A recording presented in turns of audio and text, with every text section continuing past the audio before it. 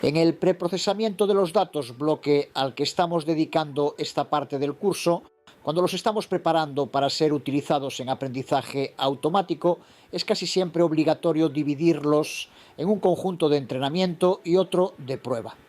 Tema sobre el que ya hemos hablado en otras ocasiones, imprescindible para poder llevar a cabo evaluaciones imparciales del rendimiento de los modelos que estemos entrenando para garantizar su calidad en producción. Vamos a verlo hoy de modo práctico, preparando un conjunto de datos real, el dataset WINE, que preprocesaremos y exploraremos usando diferentes técnicas de selección de características para reducir su dimensionalidad y preparándolo para su entrenamiento. WINE es un conjunto de datos de código abierto que está disponible en el repositorio de aprendizaje automático de la UCI, junto con cientos más, de los más utilizados por científicos de datos. Consta de 178 ejemplos de vino con 13 características que describen sus diferentes propiedades químicas. Vamos a usar su versión online, aunque es posible descargarlo y cargarlo como archivo local con una línea como esta. Pero aquí vamos a usar la biblioteca Pandas para leer directamente el conjunto de datos WINE desde el repositorio online de aprendizaje automático de UCI, el campus de Irvine de la Universidad Pública de California, que aloja estos repositorios muy populares.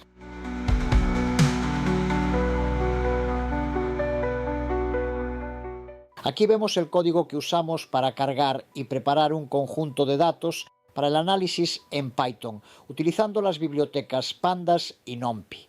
Importamos Pandas para la manipulación y análisis de datos, y NumPy para las operaciones matemáticas y manejo de arrays. Usamos el método readCSV de Pandas, que ya conocemos pasando como argumento la ruta al repositorio online. El argumento header igual a none indica que el archivo no contiene una fila de encabezado, así que Pandas le asignará números enteros incrementales a las columnas, empezando desde cero. Aquí le asignamos nombres más descriptivos a las columnas del data frame, que indica un nombre para cada una de las características. Pongo en español solo la primera, que coincide con la etiqueta de clase, que es lo que pasamos aquí al método unique de NumPy, que ya hemos usado en otras ocasiones, que nos sirve para encontrar y mostrar las etiquetas de clase únicas que existan en la columna. Terminamos con el uso del método head de Pandas, que nos muestra las primeras 5 filas del data frame, para una visualización rápida de los datos. Aquí podemos ver la tabla con las 13 características diferentes que describen las propiedades químicas de los 178 ejemplos de vino, con 3 etiquetas de clase, que se refieren a los 3 tipos diferentes de uva, cultivadas en la misma región de Italia, pero con diferencias entre ellas. Para dividir aleatoriamente este conjunto de datos en un subconjunto de entrenamiento y otro de prueba, podemos utilizar la función train-test-split, incluida en el módulo Model Selection de scikit-learn. En esta primera línea llevamos a cabo la separación entre características y etiquetas. X representa las características, también llamadas variables independientes del dataset, como ya hemos visto muchas veces. Extraemos todas las columnas, excepto la primera, que es la etiqueta de clase. Y representa la variable dependiente o etiqueta de clase, para la cual extraemos la primera columna del data frame, que tiene el índice 0. Para entender el comportamiento de esta línea debemos tener claro cómo trabaja Python, especialmente en bibliotecas como Pandas, con el uso de los corchetes y la sintaxis de 2 puntos dentro de ellos, donde siempre nos indica cómo seleccionar un rango de datos, un conocimiento clave, porque se usa multitud de veces en Pandas sobre todo. En esta primera parte extraemos todas las filas y todas las columnas excepto la primera. Desglosamos cómo lo hace. El método iloc de Pandas lo utilizamos para poder seleccionar datos por su posición numérica en el data frame. Los corchetes contienen 2 partes, separadas por una coma. La primera parte antes de la coma se refiere a las filas y la segunda parte después de la coma se refiere a las columnas. Cuando dentro de los corchetes aparecen los 2 puntos sin nada, antes o después, significa que debemos seleccionar todo. Aquí significa seleccionar todas las filas al ser el primer valor antes de la coma. Ahora, después de la coma indicamos 1 seguido de 2 puntos. Al ser después de la coma nos referimos a las columnas, pero le estamos indicando que no empiece desde la primera, la de índice 0, sino desde la segunda, la de índice 1. Pero además, al añadir los 2 puntos, le estamos indicando un rango determinado, no una única columna. Así que aquí le indicamos que debe extraer el rango de columnas que van desde la segunda, que tiene el índice 1, hasta la última, indicado por los 2 puntos que siguen al 1.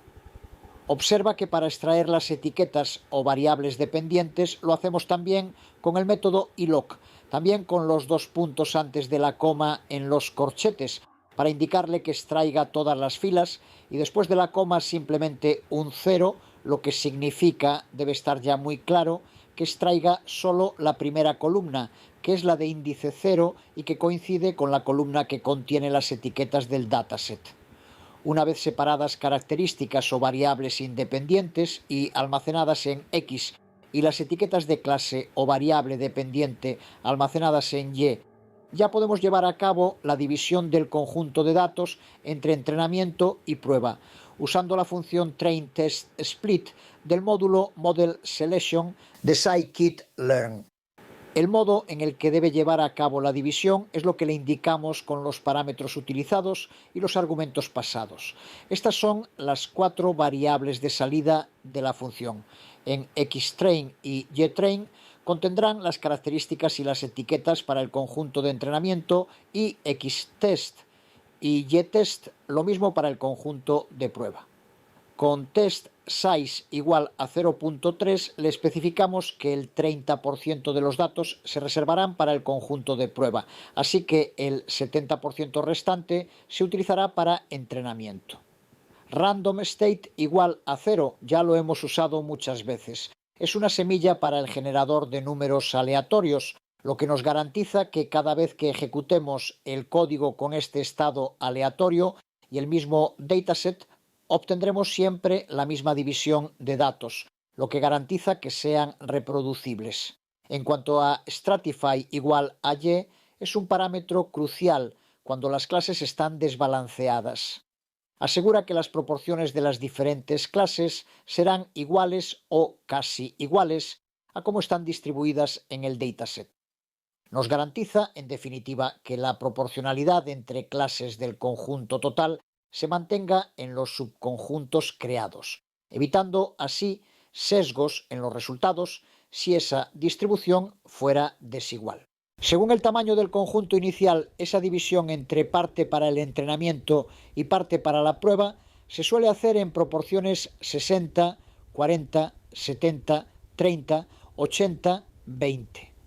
Aunque para conjuntos de datos muy grandes pueden ser comunes y apropiadas divisiones 90, 10 o incluso 99, 1. Es también una práctica bastante común realizar un segundo entrenamiento posterior con todos los datos, una vez evaluado el modelo y buscando su mejora predictiva con la nueva inyección de datos. Es incluso recomendable en bastantes casos, pero una vez más dependerá siempre del conjunto de datos concreto. Suele ser poco aconsejable con conjuntos de datos muy pequeños o que incluyan valores atípicos, y en todos los casos debe tenerse claro que ese segundo modelo no se podrá probar. Pero es una opción que puede ser muy útil y ayudar a lograr un mejor modelo, así que debe conocerse y tenerse en cuenta como posibilidad en todos los casos.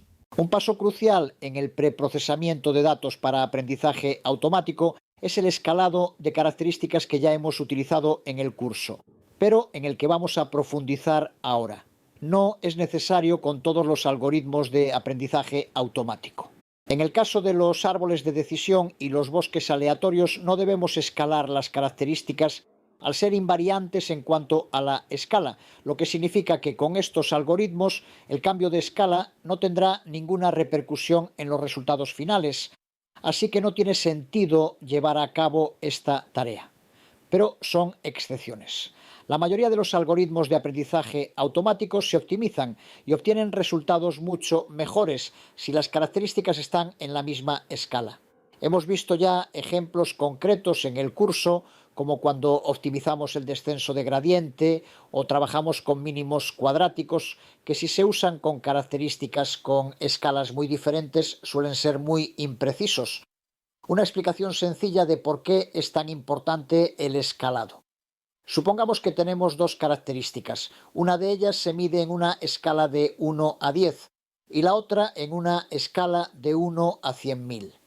Si llevamos a cabo tareas usando el valor cuadrático medio, por ejemplo, como hicimos en el vídeo 14 del curso, o cuando trabajamos con Adalin, al calcular pesos y sesgos, el algoritmo llevará a cabo las optimizaciones, otorgando mucho más peso a los errores más grandes de la segunda característica.